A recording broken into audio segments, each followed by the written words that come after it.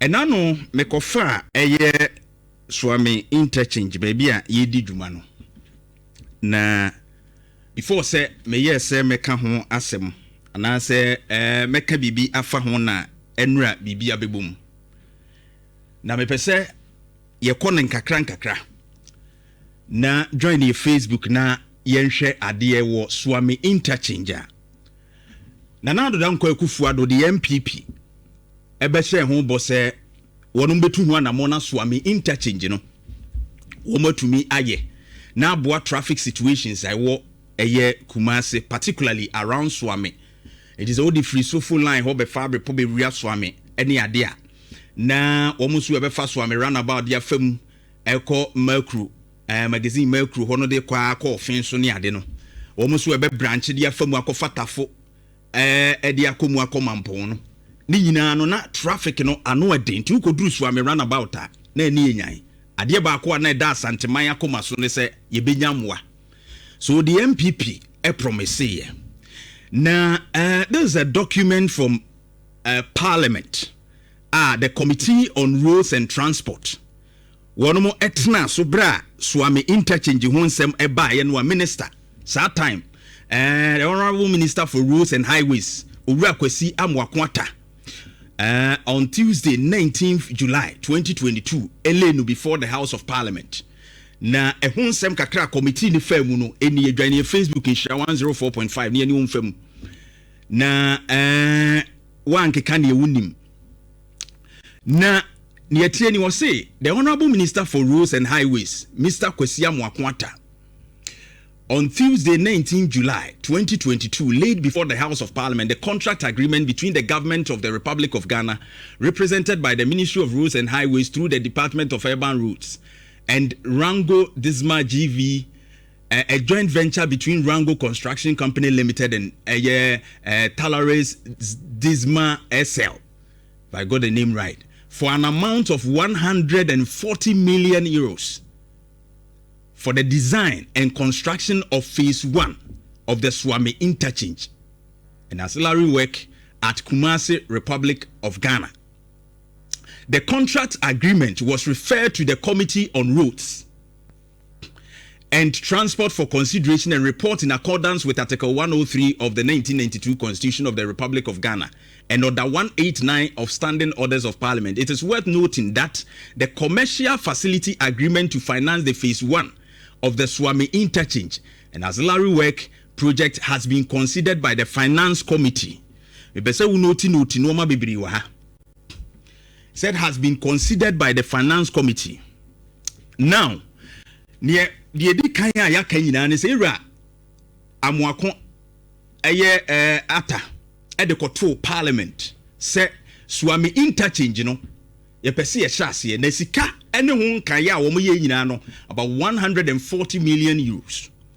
Ena Odiakoto Parliament, Edimna, Adiano Kosano, Eco Committee, no, Parliament wo committees I would want much tranoma be breso. One more share acquiring the enso no ya quantum ponso de no one more traso na one more say committee no ehwe mu hu say sika ehia a eho agreement for phase 1 Suame Interchange ni enwuma wodo a ekeka ho no one more ahwem na me pese o hwe se de enwuma na no mbeye no etie o se general items o mbeto eye 23.6 million we are 23,666,000 general items ya wonum behia afa scope of work ni nie tiskano a wonum airpen said ye adwuma ni mu nchichemu etie ni o se earth moving and demolition ise wonum beye fm ho adwuma no ene se wonum enuma bi wo ho a osi akwan ya ombebubu afiri ho aye demolition no e cost you 1,276,953 euros. Na OSHA structures, MSC wall, over Facebook, I'll be site clearance, mechanical stabilized earth, MSC, no, pavements, road restraint systems, road markings, complementary works, drainages, gutters near the idea, yafa, traffic lights, any other road signs, nina, ekahubi. One more atrocho, akahu, a budgety. It will just say Jumana nke be cost wo phase 1 nyina no ABC no nyina na ebe cost ye 140 million euros. Na minister etro sa eye budget no anas wo yes ha de no e de koto ho. Sei e de be hia ma committee ni hwem. Na mpese oba ayi II no eje famiko ho. Or see the project is expected to be completed within a period of 36 months from the commencement date in September 2022. The project is expected to be completed within a period of 36 months. That's roughly 3 years. From the commencement date in September 2022. There's a project, no? Almost a baby a year 36 months. And of course, a best started September 2022. No, so the committee noted, the committee noted that the provision has been made for advance payment of 15%. There have been provisions for advance payment of 15%. We're talking about over 20 million. Accepted contract amount payable in euros. This amount is to be paid when the contractor submits an advance payment guarantee in form and substance acceptable to employer. Now, assembly nyina ne to fa ne se committee a omohwe akwanten pomsem no etna yewura makwanta ne document o de ba ya wo pese Suame interchange ne ye hyase na committee ne hwe no omo sisika no a wo de ba no omo ahwehwem awie na project no omo hwe ni mu se be wie 36 months e hyase September 2022 sabre na ese hyase committee no also recognizes say sika bia omo make provisions e wo ho about 15% of this amount here for the total project no omo make provisions yanko yanim to July 27 2022 parliament approve 156 million euro loan for the first phase. It is our budget or they call about 140 no. By July, Parliament approve 156 million. Say yen fan chassis a loan. No mokoje a diabetes project nasi. Now after that, in October 2022, that's July, August, September, October. That's 3 months time. After approval of the loan, say one more encourage information project nasi no. And another down Kufuado eba as asante mantemwa. And obe kate sword say. Yede ebeye Suame interchange no. Na from that time ediba besi sabri na ye expect say phases na medi kan de kire wo no. The first phase no ye betumi ahyase ne awie. In fact, Nana Addo Akufo-Addo e ka kire in 2024. That was on the 16th of July. Inti me ma facts me ma de enyinaso a me de be come later. 16 July 2024 say the first phase no ye betumi awie by 2024, end of 2024. Tienu kakra me wia e beto so. Another important project in the Ashanti region is the construction of the Suame Interchange, the first 4-tier interchange in the Ashanti region. The project is progressing steadily. The 3 overpasses on the Offensive Road at Anumeja Magazine Road and Akokoa, as well as 15 kilometers of roads around the Suame roundabout, are some 40% complete. It is programmed that these overpasses will be substantially completed before the end of this year. Works on the main interchange have also started, with the 3 overpasses on the Offensive Road at Anumeja Magazine Road and Akokoa, as well as 15 kilometers of roads around the Suame roundabout, are some 40% complete. It is programmed that these overpasses will be substantially completed before the end of this year. Works on the main interchange have also started, with the relocation of utilities around the area, and will be completed in 2025. Enti Nana Addo Akufo-Addo say some 3 overpasses bia near here ni say within the project the first phase no ma bi betumi akosua me ehunu no eno ano no akam say it will be completed by end of 2024. Jeff for overpass ni bito Suame. So ntinka by end of 2024 sabre na okasa no. Nanka de efa soro ne de ye hu se anya hwe kura no nke no de ya complete. Kesi hu se esoro de bi sei no ya complete by end of 2024. Nana Ado Dankwa Ekufuado and the kind nyame. It was Nana Ado Dankwa Ekufuado. Na Enra the roads minister.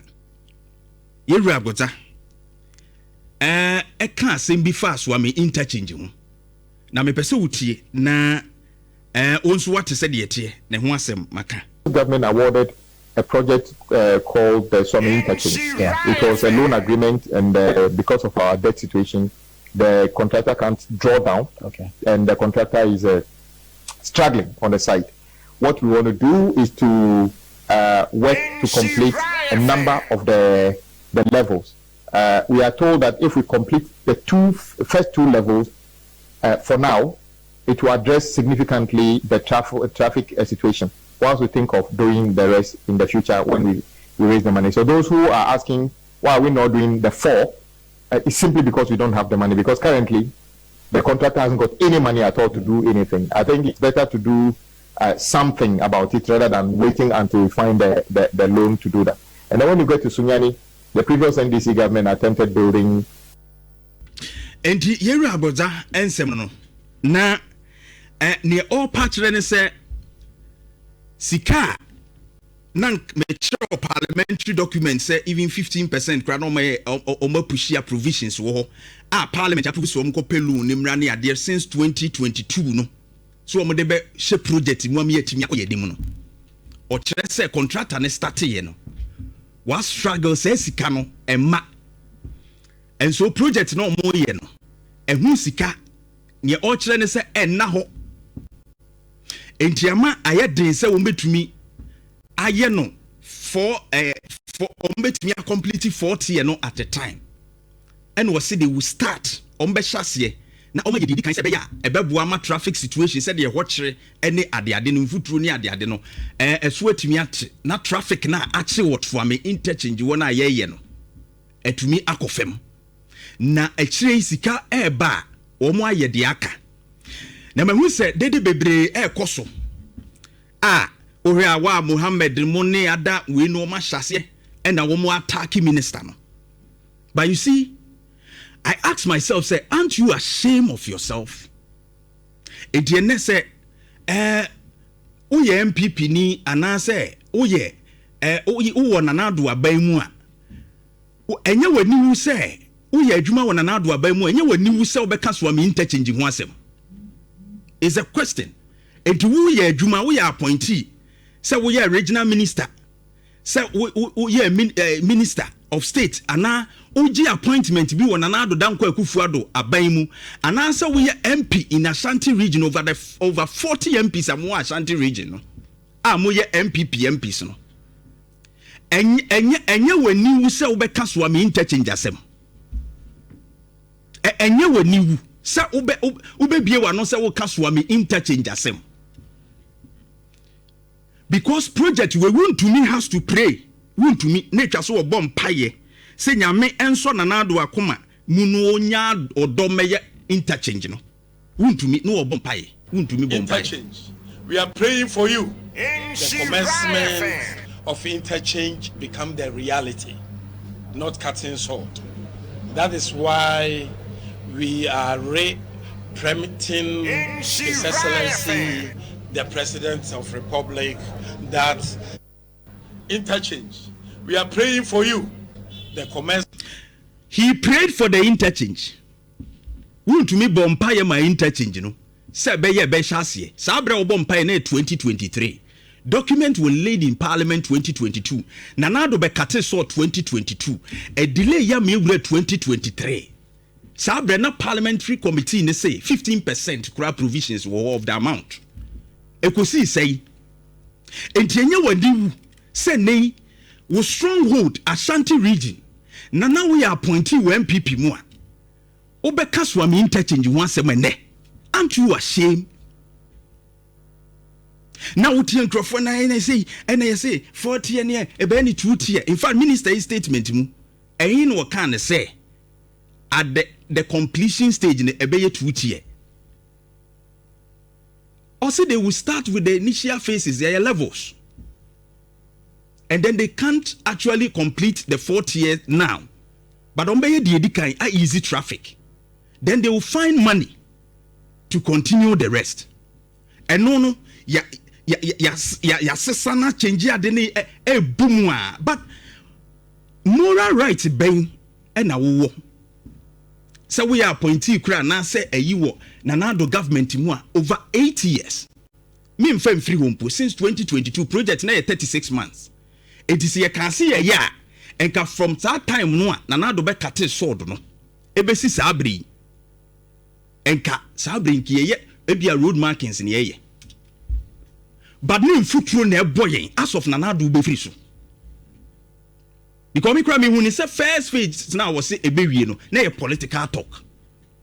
Because of that time now fe crowd omo start ye we say na ene you are talking about Suame Interchange projects Ashanti region ye hwe ni mu senka mbetumi ayama Asante ma your stronghold aha na NPP munya mu votes akese efiri mu manfuturo bo adehye wa ha be twa mfuturo Suame Interchange nim. Entinka beya from 2022 to 2024 even move through to 2025 that was January. Entinki who said yaguko ta kakra bi nanado kan was by end of 2024 ki be hu overpass no o free so net say na nyam futuro. And you don't have any reason say obe attacking minister no kra. You don't have any reason. Because more disappointed ya kwechire ama yawo hyenkrofo mu. The reason why some people ebufu ya o man koto aba no. Because me the disappointment I had was Nanado Dankwa Akufo-Addo. Gidi a enya wo Nanado Dankwa Akufo-Addo mu. And I but mo mbe me de omunim. I said hey, me nkoto aba because I know Mahama 1. Nti me nim Mahama 2 no de wo beye bia. Minim de Mahama 2 ne beye bia. That's what I told myself. To me imagine say me ko I'm just wasting my time. So I didn't even step there to go and vote. Because I was so disappointed. Nene wote wa wenya audacity to talk about Suame Interchange.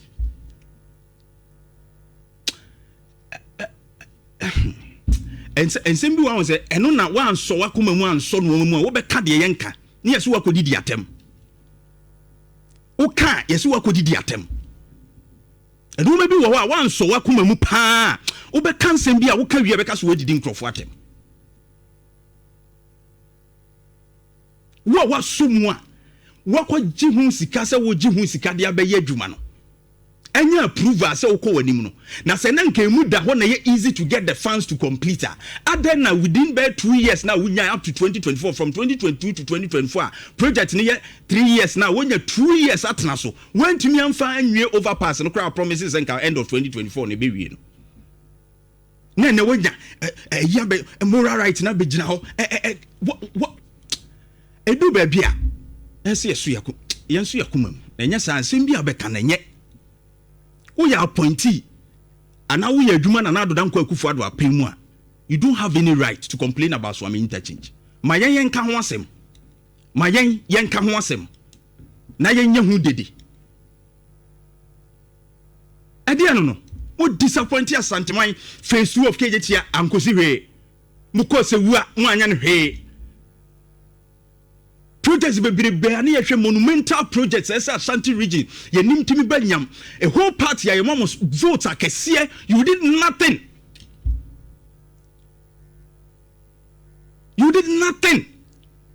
ema bufuo be hyankrofo mu mo research am ye ya mo fa akire hwe de ma mo lusu ye say they told you se mo pa bufuo no ba bi a ba ye pa e Ashanti region se mo se Ghana fo bufu Ghana for bufu ya baby abufu no ba pa 90% e Ashanti region the way you treated us NPP the way you treated Ashanti region. What is this? I'm Yasu Nanas, I'm intelligent, I'm in. I mean, so Makuma, Nadia Mekanye.